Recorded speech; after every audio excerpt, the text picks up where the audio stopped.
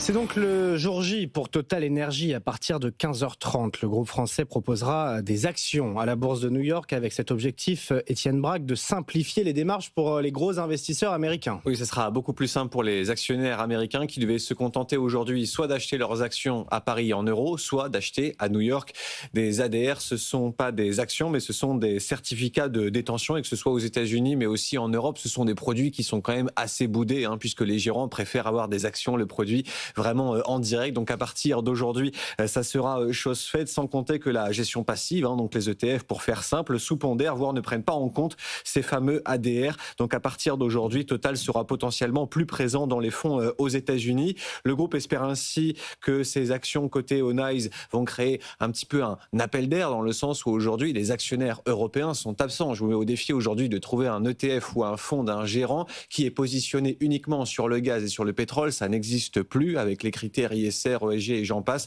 Eh bien, ça a totalement été banni ces dernières années par les sociétés de gestion, quand aux États-Unis, le secteur pétrolier est beaucoup moins tabou. Chevron ou encore ExxonMobil surperforment Total depuis le début de l'année, alors que ces deux compagnies offrent un rendement inférieur aux 6% de dividendes versés chaque année par le groupe français. Et puis surtout, quand vous regardez Exxon, mais aussi Chevron, eh bien, ils se payent plus cher. Ça se paye 15 à 18 fois les résultats attendus l'année prochaine, contre 9 fois aujourd'hui pour Total Energy. Merci Étienne Braque, et c'est donc l'épilogue d'une polémique qui a duré un peu plus d'un an sur ce projet de cotation à Wall Street, et donc une possible bascule du groupe vers les États-Unis.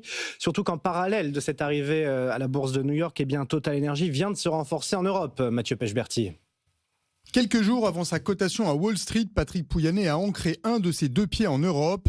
Mi-novembre, le PDG de Total Energy annonce le rachat pour 5 milliards d'euros d'une vingtaine de centrales à gaz en Europe à Daniel Kretinsky. Le milliardaire tchèque va devenir le troisième actionnaire du groupe avec 4,1% du capital, derrière les salariés et BlackRock. Avoir un actionnaire de référence européen nous convient très bien, confie l'entourage du PDG de Total Energy. Patrick Pouyanné sort d'une année de polémique après son projet de double cotation à New York. Ses administrateurs français craignaient que les investisseurs américains prennent trop de poids. Ils pèsent déjà 40% de l'actionnariat et menaçaient d'être majoritaires au conseil d'administration.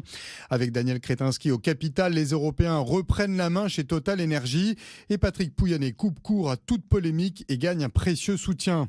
Le PDG a changé de pied. En début d'année, il misait encore sur l'essor du GNL américain. Mais Patrick Pouyanné est rapidement revenu en arrière, car Donald Trump n'a pas tenu sa promesse.